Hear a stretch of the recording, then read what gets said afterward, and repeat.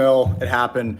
Look, my grandfather was a product of the Holocaust. Like, it's something I found out, even more about since we last spoke. He was a Hungarian half Jew, and that's the reason he moved to Haiti and married my black grandmother. He fled Nazi occupied Europe. He fought in World War II. He fought the Nazis, and he even changed his last name. All this stuff. Like, I have a fake name. I didn't know that last time I talked to you. No, absolutely. I don't remember. I'd never denied the Holocaust. Okay. When did I deny the Holocaust?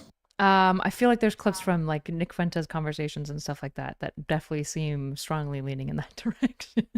No. Of course it happened. It was exactly 6 mil. But I do think that it was important. Do you actually think it was exactly to talk 6 about, mil? No more, no less. Like right on the dot. Like okay, literally yeah, exactly. See, this is when people saying the Holocaust denial, they don't mean you don't think it happened. It's that you don't think it was as severe as people make it. It was 6 billion. It was 6 billion Jews. And no, but it's more important to talk about the Holocaust going on right now. That's my point. It's like what we keep on harping upon about this, and it's like the one thing people always debate. This is the like numbers the Hassan of every war. Piker thing. Why would you accuse me of shocking my dog when there's a Holocaust going on in Palestine? Well, it's not like I'm shocking any Jews. He's literally shocking a dog. This is like saying, why don't you agree with this narrative of history instead of like I think a lot of that's deflection tactics. And I think people are tired of being. Well, I'm not deflecting from Palestine with this. I don't think you are, but I think that's why that's the one thing you're not allowed to like. You can question Pol Pot, you can question the Armenian genocide, you can deny the Holocaust happening now in Gaza and say it's a war, but they don't call you a Holocaust denier there. I think that's hypocritical. Yeah. I think sometimes when you engage with these more like political topics, the thoughtfulness that I really appreciate with your kind of your intrapersonal, which means like inside thought, it feels like I lose that person. It feels like there's two versions of you that I'm getting access to, which is like the Schneeko and then the like Hubert, maybe. I don't know what would be the right name to give you. I don't want to use like your personal name necessarily, but like it feels like I'm getting two people, and I really like this one. I think this one is very human. I think this is where art comes from. And this one has some great performance. It definitely knows how to go viral. There's stuff to it, but it's an odd experience to ask about the Holocaust. And the main response is like, why do we have to talk about this when there's this, why are we going back in the past? And it's like, probably because it matters to us in the same way that like, there's a certain annoying performance social litmus that people should do over Kirk. And the litmus that they should observe is saying that was wrong. It was murder and it is intolerable, right? And this is something I've criticized Stephen over, right? Is because he won't do that little performance when people ask for it. No, he posed joke. He posted a picture of Charlie Kirk's association just 2 days ago. That's your friend. I know, it's bad. Like that's his like the blood coming out of his neck. Yeah, that's one of the it's reprehensible. It's just disgusting. I agree. And it's like there's a lot more. I'm not gonna say too much about that guy. I think he's just like completely pathetic at this point, to be honest with you. But I mean, I'm not saying that to look. I'm not saying look. I think we talk about it all the time. There's Holocaust museums everywhere. We learn about it in school. It's the genocide we learn about the most. We've seen the Schindler's List. We've seen all the movies. It's like, okay, we get it. All right, what about anything else in world history? Like, why? Sure. This is the one thing. Do you deny this? They don't ask you to deny 9/11. They don't ask you to deny what's going on in Gaza. They don't ask you to doing the 9/11 denials too, because that one's ramping up a lot too. Right? They probably won't though. This is the one thing that they're like, do you deny? It's like, bro, this is in the 30s and 40s. Like, is there any other moments in history that we could talk about? That's all I'm saying. But I never denied anything. I agree that there are other things that we can talk about. I think the important question is, why do people feel that this litmus is so important? And you would assume that there's reasons why it's important, and there's reasons I would assume. And why do you want me to answer that? Why I think that litmus is so important? Sure, you can. Yeah, it's because they've run with that victim narrative for so long, and it's beneficial. Never forget. It's justified so many actions. It's justified what Israel's doing right now. It's like, oh, we can never let what happened to the Holocaust happen again. I agree, but it doesn't justify all of your actions.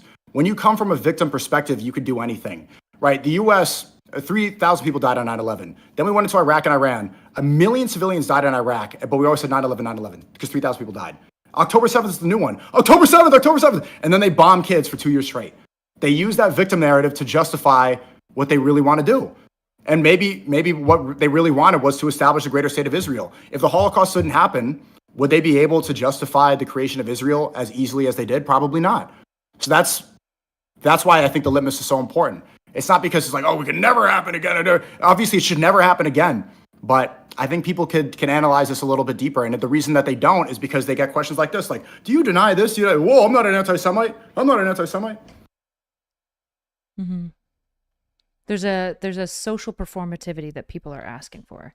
And it's interesting because I know that you don't like Stephen, but in many ways, I'm very empathetic to the person who won't observe the social litmus, even when I think that they're wrong to not do it. Now, to be clear, I don't think Holocaust denial is just not observing the litmus, right? When you're saying like, oh, I don't know about the numbers. When we say Holocaust denial, we mean I didn't even say that. I just said I said it was 6 million on the dot. Very okay. Let me ask you. Then how many was it? How many was it then? You tell me the number. Over 6 million. I don't know the exact number off the top. Oh, it was over 6 mil. Would they say it's 6 mil? So why are you saying over if they're saying 6 mil? I have no idea. I'm assuming it's. I could look it up. You have no idea. Wait, yeah, but that's not the point, right? Well, I'm asking, how many do you think it was? I can look it up if you want. How many died in the Holocaust?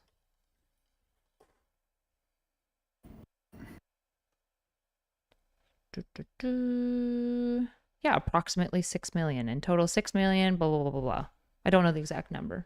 Do you need like an approximately means it could be, I don't need an exact number, but I mean, I'm just trying to point out the ridiculousness of that question when people say that, because like even Ethan Klein, the genocide supporter, he asked me that, how many was it? And you're supposed to give an exact figure as if I was like a historian or I was there or I checked all the bodies. Like, is that what they're asking for?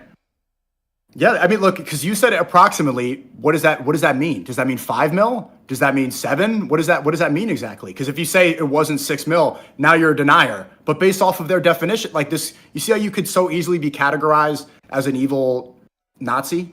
I actually think this is a good demonstration of it's not just that easy, right? I think most people, when they hear my answer, the worst that they would say is be like, come on, Kyla, you're talking to Sneeko. You should definitely know that number off the top of your head. That would be the worst that I would get. And to that, I'd be like, why the fuck would I have this like randomly memorized, right? But I'm like, I don't know, it's probably around 6 mil. That seems like what you're saying, right?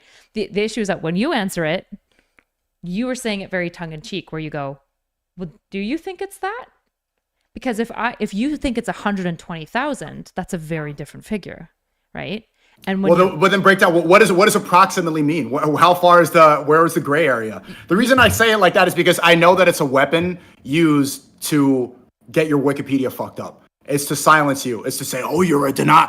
Gotcha, right? It's this gotcha tactic to write you off forever.